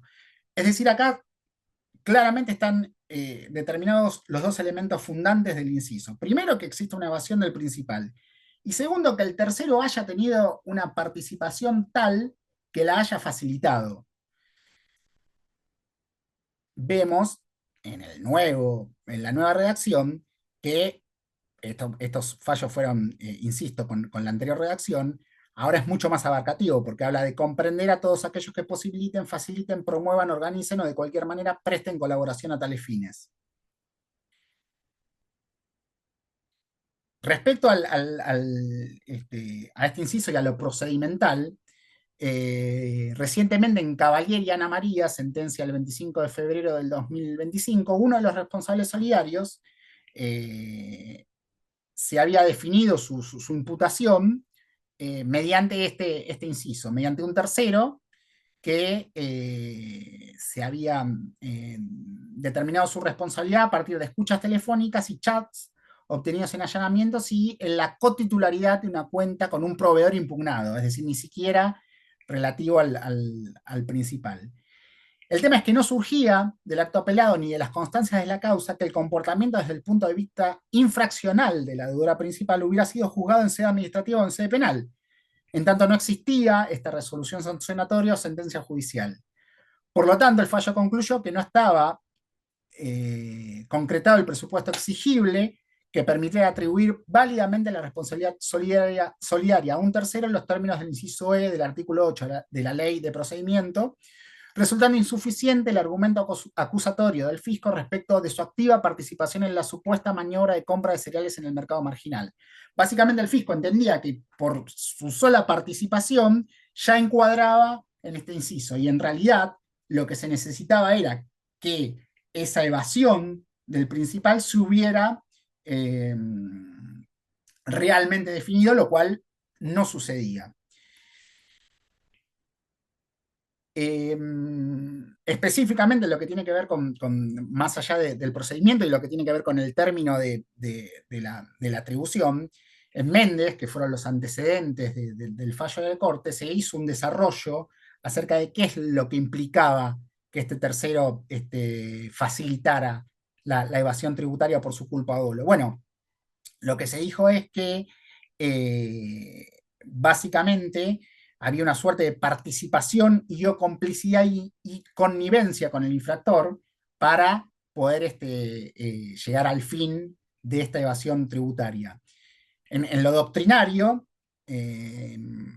Villegas señaló que la amplitud del término facilitar torna posible que dentro de la conducta punible se pueda considerar comprendidos la instigación, la complicidad primaria y secundaria e incluso el encubrimiento. Vemos acá lo que les decía respecto a la responsabilidad infraccional. Si lo limamos un poco, lo tratamos de colar de alguna forma, vemos que parecieran como hasta primos hermanas, la responsabilidad solidaria y la responsabilidad por ilícito, la responsabilidad solidaria y la responsabilidad penal. Obviamente no son lo mismo en virtud de lo que dijimos, pero vemos que a veces se chocan. En efecto, la generalidad del verbo facilitar comprende cualquier otro acto de determinación hacia la infracción, cualquier cooperación material o moral, e incluso puede referirse a actos efectuados con posterioridad a la infracción sin mediar promesa anteriores a su comisión. Finalmente, antes de entrar a las perspectivas, me resultó interesante este voto de la doctora Gómez en Imagen Auto, en disidencia, sentencia de la Sala D del 20 de octubre del 2022, donde a partir de un poder general amplio, el organismo concluía que era un elemento fundante para atribuir esta responsabilidad de tercero, cuando las facultades otorgadas referían genéricamente a gestiones administrativas, de adquisición, enajenación de bienes, operaciones bancarias, intervención en juicios y demás, pero no surgían específicamente atribuciones vinculadas con cuestiones fiscales. Hago un paréntesis. La norma dice aunque tuvieran o no deberes tributarios. Es cierto esto, puede no existir un deber tributario, pero la realidad es que el fisco siempre lo que deberá probar es cómo este poder se cristaliza en una infracción tributaria, es decir, necesita un nexo de ese poder con haber facilitado la evasión del tributo, lo que en este caso la doctora Gómez no encontró, y por eso revocó esa responsabilidad solidaria atribuida a un tercero. Ahora sí,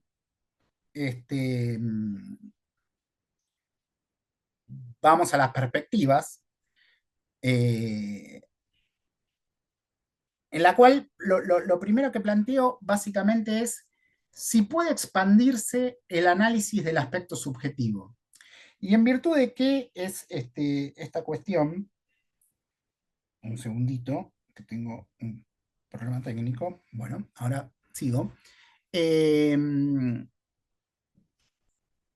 ¿Se puede expandir el análisis del aspecto subjetivo a partir de los elementos que hemos visto? Bueno, además de la reforma operada por la Ley 27430, que ensanchó expresamente el análisis de las causas subjetivas para eximir de extensión de responsabilidad por sobre la norma anterior, que nada más hablaba de esta exhibición si el principal hubiera puesto al solidario en la imposibilidad de cumplir con su obligación tributaria.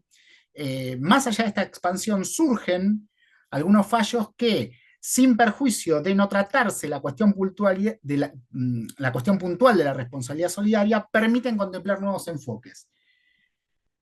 ¿Cuáles son esos nuevos enfoques? Bueno, en primer lugar, desde mi óptica, analizar la particular preponderancia de los factores familiares y su inescindible relación con las cuestiones empresariales. Esta cuestión, no menor, fue abordada de forma muy puntual por el Tribunal Oral Federal de Córdoba en Cardoso María Pía y otros. Acá básicamente la sentencia concluye en reducir de 4 a 2 años la pena por el delito de asociación ilícita para cometer delitos tributarios. ¿Cuáles fueron, por qué se reduce o cuáles fueron los atenuantes?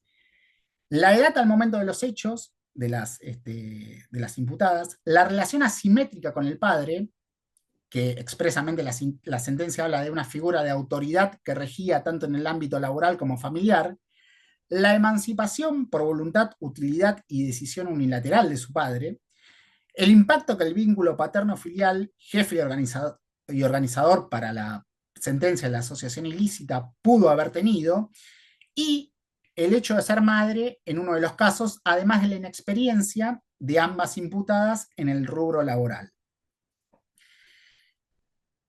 La pregunta es, esta cuestión o estos atenuantes podrían llegar a fundarse en podrían llegar a incluirse en una cuestión de extensión de responsabilidad solidaria para sujetos que tengan, que se comprendan objetivamente las circunstancias del inciso A, recordamos, directores, gerentes y demás representantes, es decir, si se eligió como director a un hijo o a un cónyuge, podría, en el caso de que no tuviera el manejo efectivo de la sociedad, oponerse a estas defensas? Y para mí la respuesta es que sí.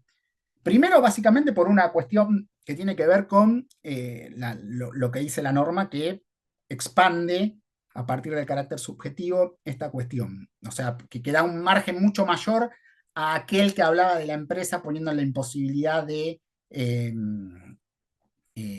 cumplir con la obligación tributaria. Acá, existiendo una cuestión subjetiva, yo tengo un margen para oponer defensas más grande, y creo que debidamente probado una situación en la cual, por circunstancias familiares, yo pueda demostrar que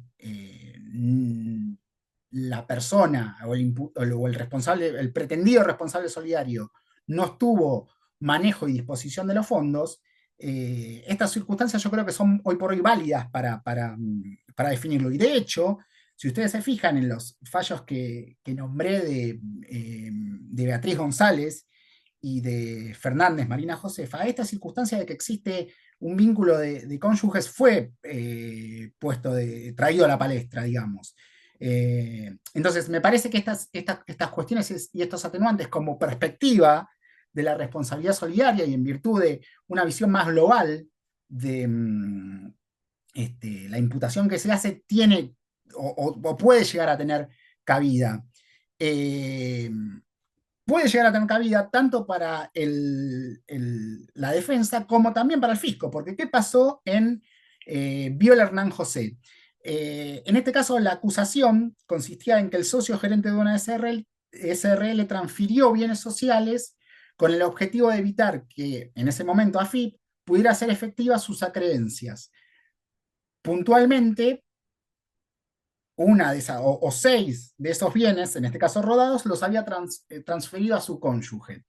Entonces, ¿qué dijo la sentencia penal? Bueno, en cuanto al accionar de la señora Severini, que era la esposa, teniendo en cuenta el vínculo conyugal entre la nombrada y el imputado, resultó evidente para el tribunal que aquella conocía la situación económica y fiscal que atravesaba la empresa de su marido, razón por la cual su aporte resultó fundamental para que el acusado pudiera llevar a cabo las actividades de insolvencia patrimonial de la empresa a su cargo.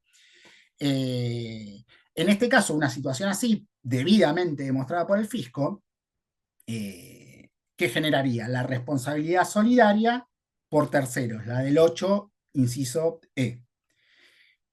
Otra de las cuestiones que resultan para mí hoy muy importantes o válidas para analizar es la relación socioeconómica entre el responsable solidario y la deudora principal.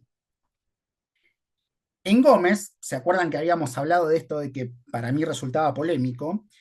En la sentencia del Tribunal Fiscal se recalcan algunas cuestiones que me parecen importantes. O sea, desde el punto de vista formal habíamos dicho que era un director suplente y apoderado de la cuenta bancaria. Y había suscrito algunos cheques. En base a estos hechos, el fisco, recordemos, extendió la responsabilidad solidaria en el inciso A, en el director, gerentes y demás representantes. El tribunal revocó y después la Cámara, a su vez, revocó el fallo del tribunal. Ahora bien, ¿qué surgía de la causa? Además de estos elementos. Que el señor Gómez era un empleado en relación de dependencia de la principal y que su ocupación era la de transportista cuando su empleador la había categorizado como personal administrativo. Es decir, claramente, o por lo menos en la interpretación que uno puede hacer humildemente, no tenía un cargo directivo. Había sido un hombre de paja, y si muchas veces el fisco utiliza la cuestión para determinar que un proveedor es apócrifo, decir, bueno, los socios de esa empresa no tienen el nivel económico para ser socios de o para ser accionistas de tal sociedad. ¿Lo tendría para extender en estos casos para ser responsable solidario? A mí, en principio, insisto, con toda humildad, me parece que no. Me parece que deben analizarse estas cuestiones, porque corremos el riesgo de que cualquier persona que sea coaccionado de alguna forma para ocupar un rol registral en una sociedad tenga que responder con su patrimonio eh, ante una eventual ingreso tributario en defecto del principal. Y en este sentido, vean lo que ocurrió en Enríquez Pablo Rubén, en el incidente, donde se terminó reduciendo al 80% el tema de la tasa. ¿Y cuáles fueron las cuestiones que se resaltaron? Que el incidentista era jubilado, que no tenía ingresos, un elevado monto discutido en la causa principal y un auto modelo 2005. Es decir, claramente no era compatible ese nivel económico que tenía, y que en definitiva sí fue reconocido en el incidente de beneficio de litigar sin gastos, no era compatible el nivel económico del pretendido solidario con respecto a la sociedad. Me parece que es algo que, teniendo en cuenta, insisto, este carácter subjetivo extendido que previó la 27430, debiera tomarse en cuenta tanto al momento del fisco de realizar la determinación, del el eventual responsable solidario de ejercer una defensa, y obviamente de las instancias revisoras cuando toque resolver. Bueno, y vamos a terminar con esto, que es el administrador de relaciones de clave fiscal. ¿Cuál es su encuadre como responsable solidario? Obviamente, estoy hablando del administrador de relaciones de clave fiscal pelado, es decir, sin otra función, que sea presidente o que que tenga algún cargo societario. Es decir, nada más la persona que tiene la potestad de poder ingresar a el sistema informático del fisco y presentar las declaraciones juradas. ¿Cuál sería el encuadre como responsable solidario? Es un director, gerente y demás representantes de la persona jurídica, o sea, es decir, encuadra en el inciso A, encuadra en el inciso B, esto por resultar igual el tema de administrador de relaciones con administrador de patrimonios, empresas o bienes, que puedan determinar íntegramente la materia imponible, o como un tercero que facilite la evasión. En este sentido, aclaro que respecto a los dos primeros supuestos, está comprobado, verificado el requisito de que tuvieran deberes fiscales, deberes tributarios. Es decir, al tener una clave fiscal, ya a partir de ahí tengo un deber ante el fisco. En cambio, el tercero, obviamente, vimos que tiene otra capacidad probatoria, esa cuestión, o requiere otras cuestiones. Un gran contrapunto acerca de esta cuestión se dio en Rubilar Ángel Gabriel, sentencia del 13 de abril del 2002, sentencia de la Sala A del Tribunal Fiscal, donde la doctora Guzmán, esto se termina resolviendo después por una cuestión de que Rubilar también figuraba como presidente, pero es muy interesante el análisis que se hace en relación a qué implica ser administrador de relaciones de la clave fiscal.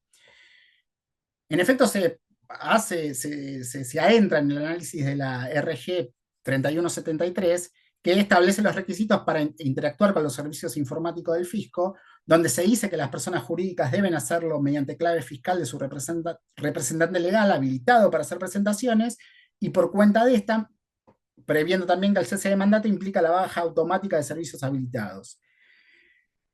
Por otro lado, establece que la utilización de esa clave fiscal es responsabilidad de su usuario, como toda operación del sistema e información transmitida. el recurrente en oportunidad de presentar las declaraciones juradas de la obligada principal era, para la doctora Guzmán, su representante legal y administrador, más allá, insisto, en el que la causa se termina resolviendo por la cuestión de que además figuraba como presidente y no se había cumplido con los requisitos de registración correspondiente.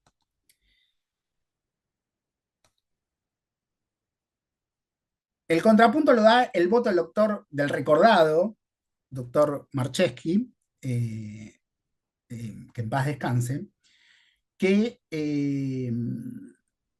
lo que señaló fue que del análisis de la resolución 3173 se desprendía que no solamente el administrador de relaciones, sino una variedad de sujetos, se hablan de usuarios, y bueno, se hace una categorización, designados por él, pueden efectuar presentaciones ante el Fisco Nacional y a quienes, siguiendo el razonamiento, podrían dilgarse responsabilidad solidaria. Es decir, que, por ejemplo, en los términos de una responsabilidad solidaria del inciso A, podría quedar incluido un empleado de un estudio profesional que presenta las declaraciones juradas, ya que fue autorizado a manejar la clave fiscal. Dijo el doctor Marcheschi que las funciones del administrador de relaciones no son compatibles con las del administrador identificado en los artículos 6, 7 y 8 de la Ley de Rito Fiscal, dado que no administra, no percibe ni dispone de fondos para hacer frente a las obligaciones tributarias. Concluye que otorgarle responsabilidad subjetiva sería entender que éste puede avasallar atribuciones de un directorio, tomando decisiones exclusivas de la administración de la sociedad y accediendo a fondos de terceros para su disposición, concluyendo o atribuyendo iguales consideraciones respecto a la calidad de apoderado de cuentas bancarias. Termino con esto. 3 posibles escenarios. El escenario 1 es el fallo Tejeda, donde, recordemos, era director suplente y la responsabilidad solidaria se atribuye por este carácter de administrador de clave fiscal. Con lo cual, esa calidad implica ser considerado representante de las personas jurídicas que incumple un deber tributario, debiendo probar en contrario. Es decir que acá hay una imputación bastante intensa para el mero administrador de la clave fiscal, de relaciones de la clave fiscal.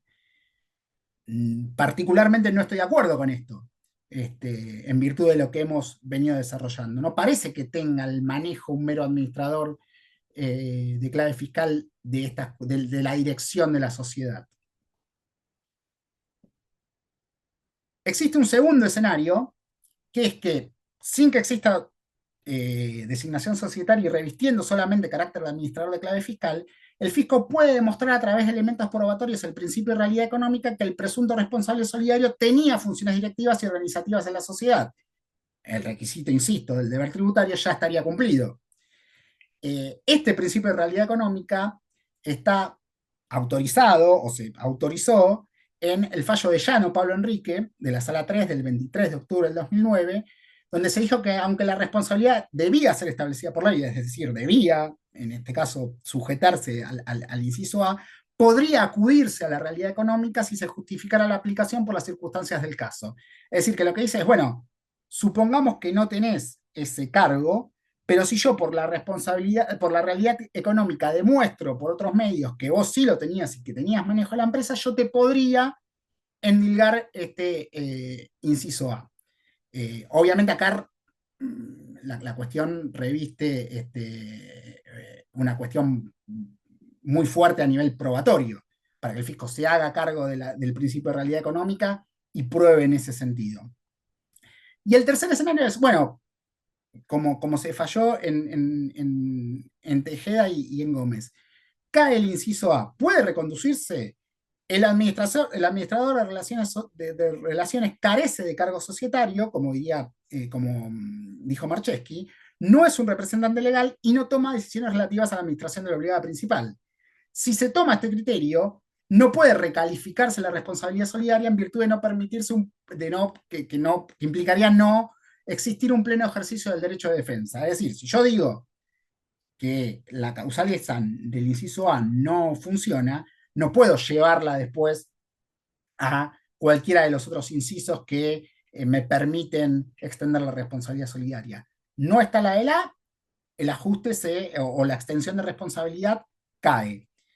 Eh, para sustentar esto, si bien no tiene que ver con el administrador de clave fiscal, me pareció interesante el fallo de Ardati, Lenio Néstor, sentencia del 25 de febrero de este año, que se imputaba en virtud del inciso A del artículo 8, responsabilidad solidaria por un poder con facultades de administración, gestiones administrativas, un poder amplio en definitiva, además de la firma autorizada en un banco.